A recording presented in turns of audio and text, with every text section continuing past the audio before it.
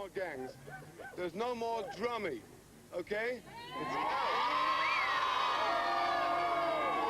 You've got to be able to protect yourself. If we give it up right now, we'll be dead within 2 weeks. We don't belong to any gang, we belong to a gang. I don't see it, man. If you're running about a gang, you get chipped. That's your hard lines, isn't it? You shouldn't grass, you shouldn't tell screws.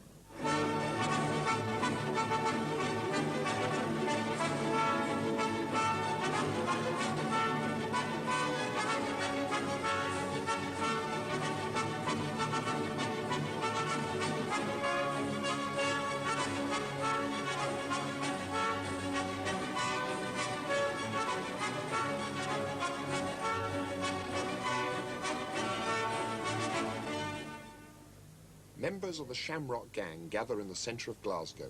Despite Frankie Vaughan's efforts on one estate, the Glasgow gangs still exist. In a city of over 1 million good people, there is still a minority prepared to resort to explosive violence for kicks. How did Joe Devlin, not yet 17, become leader of the Shamrock? I've done my time inside.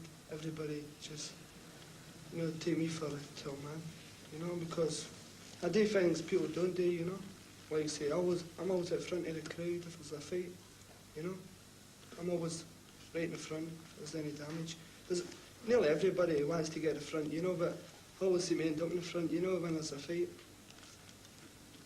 You fight with your fists? No, we'll use hatchets and that, other kind of weapons, anything at all, You might kill somebody. Oh, you don't think you're going to kill them. I mean, like say, if 60s plunge them at the same time, it's a good chance of it, but you don't think you're going to kill them till maybe after that. It might be seriously ill or something like that, but you don't think you're going to do them in. But it's happened a couple of times. Like I said, the boys killed that bloke in Fleet, did them in. Some of the boys did a bit of grassing. 4 of them stayed time. We don't like that at all. That's how we were doing that time to see the score with them. How did you feel when you heard that somebody had actually died there in a fight? I get a good night's sleep after it. I don't bother. You'd not have been too worried if you had done him in, would you? I would have been worried, but you don't think you're going to do him in, I mean, like I say, the bloke's lying there screaming. As long as he still screams, it's okay, He doesn't scream. It's just phone for the ambulance right away. Saturday night in Glasgow is busy night for the hospitals. Victims of casual violence queue for treatment alongside the 20th century's more orthodox casualties. In 1967, there were 1,465 reported crimes of violence in Glasgow. But the real figure is likely to be greater. The doctors have to take their patient's word for the cause of their wounds. It is often wiser not to talk. This boy said he fell on a bottle. Perhaps he did.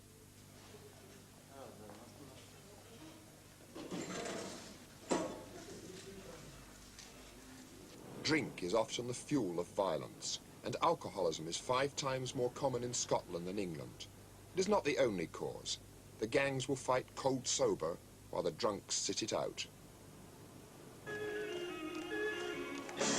Saturday night in the Locarno dance hall, and Glasgow belongs to its youth. Burly men watch warily for the known troublemakers. Glasgow sprawls over 62 square miles, but the entertainment spots are crammed into a few streets in the city centre. On Saturday, all roads lead to Sauchiehall Street. For most, the Locarno is a place for an evening's innocent enjoyment.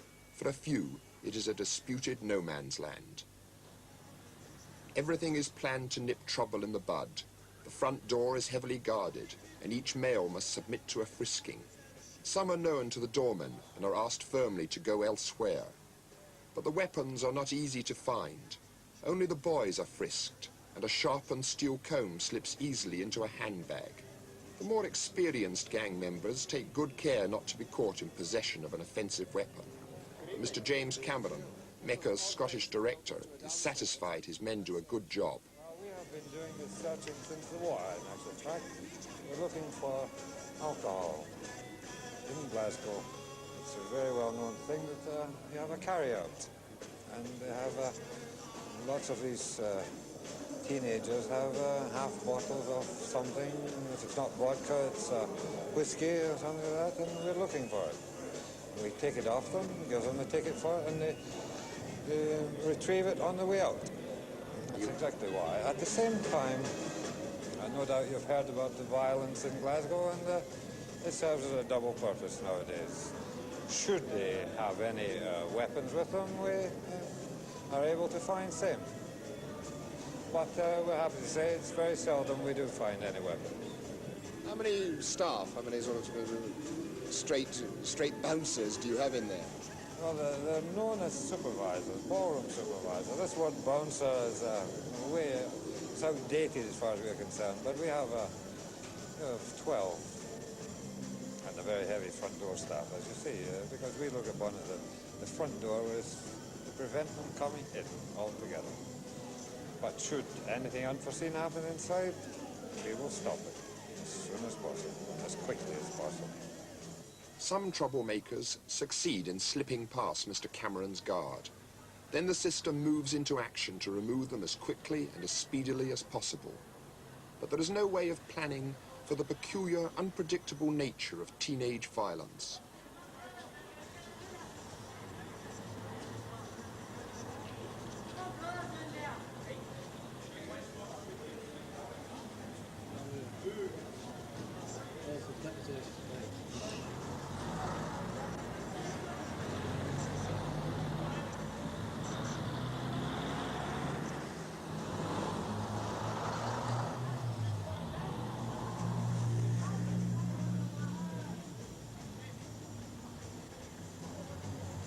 To combat gang violence, the Chief Constable has formed a special squad of men, known to the gangs as the Untouchables. The police, who say they are on top of the problem, never officially use the word gang fight. Sergeant McMaster, you're one of what I understand in Glasgow referred to as an untouchable. What's the word mean? The Untouchable series was devised from a television series which was particularly popular in Glasgow. The plainclothes officers in America were used to combat federal offences, and the local youth have used this as a nickname for the group disorder vehicles which operate in the city. You say group disorder, a gang fight? Group disorder is a better word, I would say. Sergeant, what exactly do you do? Well, prior to 1966, there were numerous outbreaks of group disorders in the housing schemes of the city, and in January 1967 the Chief Constable formed in each division a group disorder vehicle composed of a sergeant and a number of constables. The object of this was to combat group disorder. Obviously one constable or two constables on duty in the street coming across perhaps a number of youths engaged in group disorder were unable to combat this on their own, and these vehicles were brought in to being so that in the event of a call being received, they could be quickly dispatched to the scene and deal with the situation as they found it. I've spoken, to young people here who say, or it's not gang warfare, but that they still sort of can't go off this scheme down into another scheme or down into other areas without the risk of running into trouble. Is this so? I wouldn't say so. I think that's a ridiculous assumption on their parts. That any person can walk freely in any street in Glasgow without danger of being molested in any way. Oh, Sergeant, people have been stabbed in the streets of Glasgow. People have been stabbed in the streets elsewhere too. A black eye gained in a fair fight is flaunted like a battle honour. There is little doubt that the gangs exaggerate their own importance, but surely behind their somewhat grandiose claims to have divided the centre of Glasgow among themselves, there is a lonely need to belong. They lay claim to territory and fight to hold it. Shamrock's got a good bit of territory down the town, you know, Dundas Street or Gale Street, you know, they've got a good bit. And I like to say if any other team come into it, you know, like say we walk about these places, and if any other team comes in it, it's a fight right away. That's the way it goes. What do you mean you've got this territory? I mean, this is an open street in the middle of a city. Well, like say, it can be, you know, Union Street in Glasgow, it can be run about there. That's their territory, you know. We can't go along here, not unless maybe there's one or two years, you know, because it's busy. They can't come along here. If they do come along, there's bound to be a team of them. That's a fight. Do you keep the fights private among yourselves? I mean, I can walk down these streets. No, I don't think so. I mean, if you're standing there in a gang fight, you probably just get what anybody else is getting. Ah, but if I just walk down it, I mean, I'm allowed to come down the street if I'm not with you or with one of the other gangs. Well, like say, the Shamrock, that's one thing about them, you know, they don't take liberties, you know, but Cumbie, you know, they take, like say, if they run down a street, fighting and that, they just hit anybody. Yummy, yummy, yummy, with a sister Cumbie, and we feel like chubbing a tin. The identification with the gang is sometimes total. The Cumbie gang claim the rapidly vanishing slumland of the Gorbals as their territory, but few live there. When I asked where they lived, they replied not with place names, but with the names of their nearest gang. I live out beside the Shamrock. I live beside the Fleet. I live beside the Bundy. I live beside the Hull. So most of you live north of the river? Yeah. Well, how you run with a gang on the south side? Because of the best team in here. Because everybody used to come for here. For the suicide, that's it, you just keep them back down to suicide. And we're the best team in Glasgow. It's like a regiment. Oh, It is, isn't it? It's like a clan. Black watch It's like a clan. I mean, you stand by them. it's just mates you've got. You get more No. mates out. You just be running about with one or two mates, you know. Well, look at the birds we've got, they're brilliant. Oh, that's a dollar, Yomi. Two slaps. Most people who come from the south look at the Gorbals and they say, hell with that place. I mean, that's really the worst place I've ever seen, and yet it means a lot to you. Why? Because we originated from here, and we're going to stay here, no matter what comes up or what comes down. You grow up here, don't you? Well, what's it got that the new places haven't got? Atmosphere, I mean, people are friendly down here now. I mean, the atmosphere in these schemes. Faced with a housing problem of disaster proportions, the Glasgow Corporation have built over 80,000 homes since the war. It is a remarkable achievement. But they have been criticised for not providing sufficient shops and community facilities on the estates.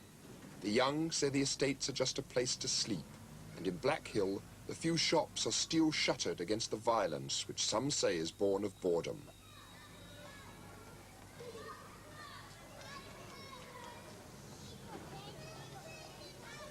Thanks to the efforts of Frankie Vaughan, the Easter House estate now looks as if it is going to get a youth centre. It remains to be seen if that will end the violence. But for the mothers on the estate, talking with their MP Hugh Brown, there is no doubt that Easter House lacks a community heart. There's no community centre here, amongst the people themselves. There's no spirit. We all come up here with good intentions. We came here thinking we're giving our children a better chance. We're moving out of the city itself, coming out to fresh air, open fields and all the rest of it, which was all we do have. And what has happened? Nothing's happened. Well, it's I mean, still the the same. shopping centre, we were promised libraries. We've now got a library open 2 weeks ago, and we've been 10 years here. I mean, Really what else nothing. is there? I mean, when you come to think of it, Hugh Brown, I've heard this from the kids, I've heard it from the mothers here. Now, why didn't you build these things in the first place? Well, the library is a specific example of where we've been caught up because there is a new library planned to be part of the major commercial centre. But why didn't you do all these things to begin with? That's really the question, isn't it? Well, it is, yes. One of the reasons you didn't do it then was because the commercial interests weren't interested in coming in until the scheme had been fully completed. You can't force private enterprise to come in until they're ready to. We're talking in terms of 3 or 4 million pounds of investment in here, and you won't get them to come in until. why not? But Just a hut, that's all we yes, need. But I'm sorry, if I can interrupt you, Mr. Brown. I mean, when towns are built other places in the country, when they build the new towns, I mean, they build a community centre, they build swimming pools, they build libraries. At that time, why didn't you do it 10 years ago? Well, no, I don't think this is true. I don't think this always happens in every new town. But it's quite true. The main reason for it was the demand for housing. Don't forget, we're talking in the post-war demands of people like this lady here. Quite rightly so. This was their first corporation house. Desperate to get a new house because they were overcrowded. So the emphasis was in housing. Build more housing and the community facilities will come along after. There's a two-way thing here. I'm not excusing the mistakes and the failures and the delays and what we've been talking about. But as I say, there's also, if you like, in a democratic community, there's more need for us to talk oftener and try and understand why some of these difficulties have arisen, and also to encourage people to take more part in the running of their own affairs in local organisations. There should be more active adults in churches or in all sorts of voluntary bodies who should be coming along and saying, look, what can I do to help to make this better? If they put one community centre in each section, I think it would help an awful lot. Yeah. I think it really would help. The one at Wellhouse, if our boys go down to Wellhouse, as you know, there's a gang down there. He's already been down there. Our boys go down there, they get chased back up again. They're not allowed in. See? And I think if you really built a community centre in each section, as Mr Brown already knows that, if it was built in each section, I think it would help an awful lot. Because I have a boy at 15 too, and he would go to these centres, but he'll not go down to Wellhouse. Why won't he go down? Because he's afraid to go down. I have a boy 18 and he won't go near Wellhouse. He wouldn't be allowed in, eh? He wouldn't be allowed in, he'd get chased. No. It's on a territorial basis, and there just aren't enough of them. Showbiz personality or social worker, somehow Frankie Vaughan manages to combine the two. No one can accuse him of doing good by stealth. Yet those who thought that he would quickly drop his interest in Glasgow have been confounded. He has been back and back again.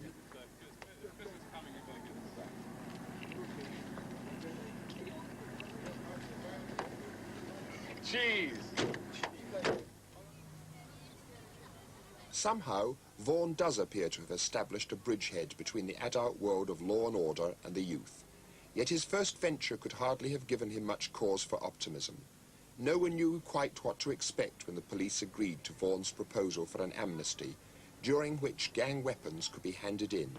But most of Easterhouse, reinforced by a small army of pressmen and photographers, came along to watch the fun.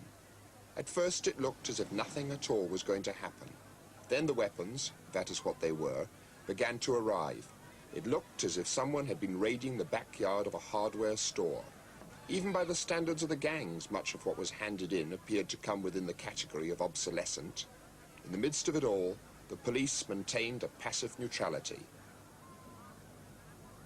As a social experiment, the proceedings had an odd carnival air, and although he has since become a trustee of the Youth Centre project, Glasgow's police convener, Bailey Anderson, was unimpressed. Well, of course, this is a comic opera, and nothing more, nothing less. Why do you say that? Well, I say this quite simply because speaking to some of the gang leaders this afternoon, they're just going along for the publicity, they're just taking people for a ride.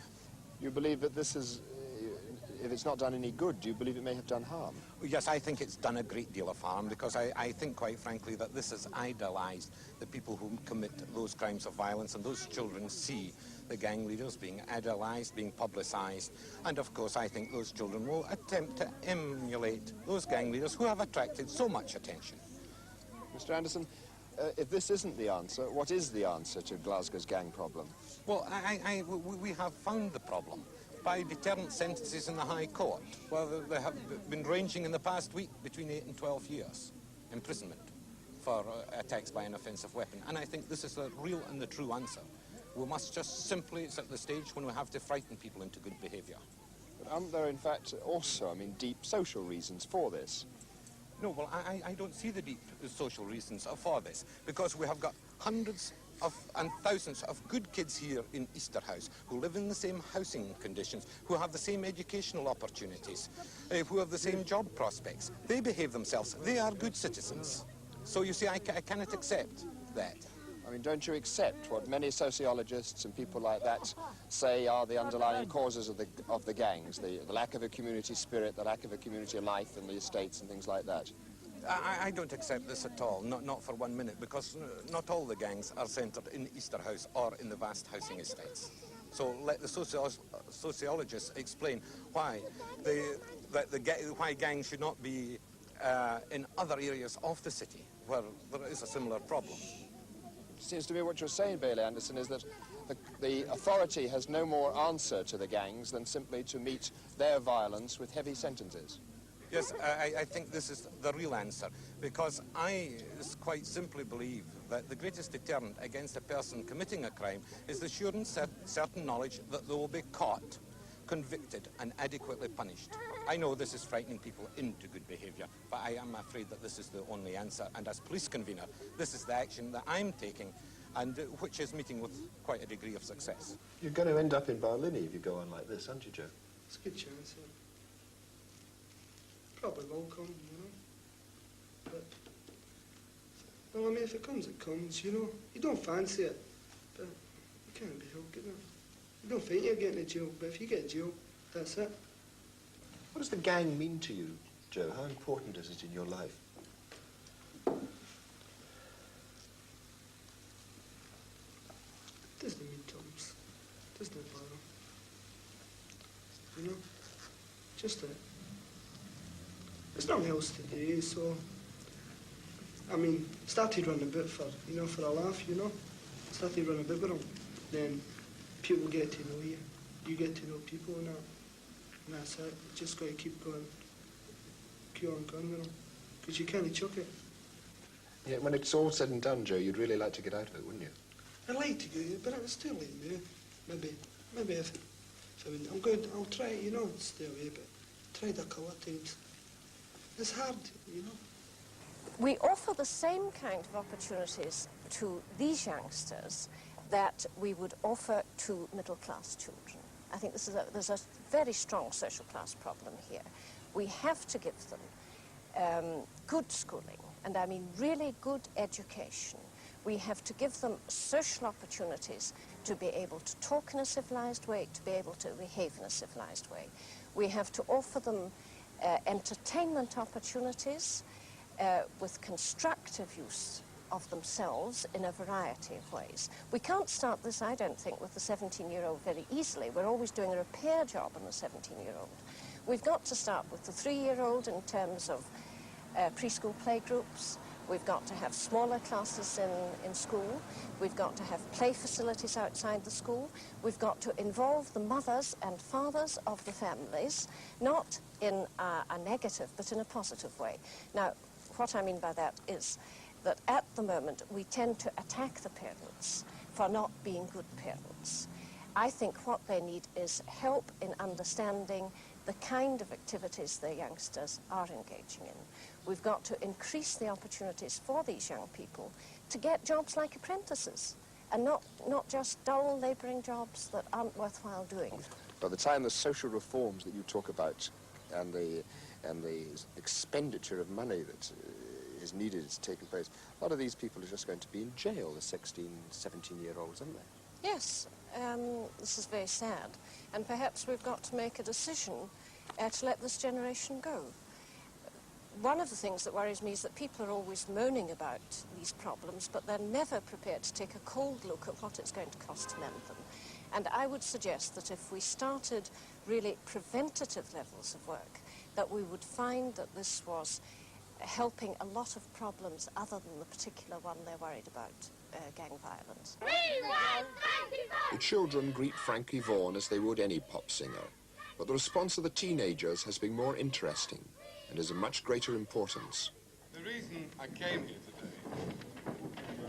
is I wanted to meet as many of the lads and girls as possible, right? There's no point in me going over any plans unless you're all in on it. And you've seen For the moment, he appears to have got through to them.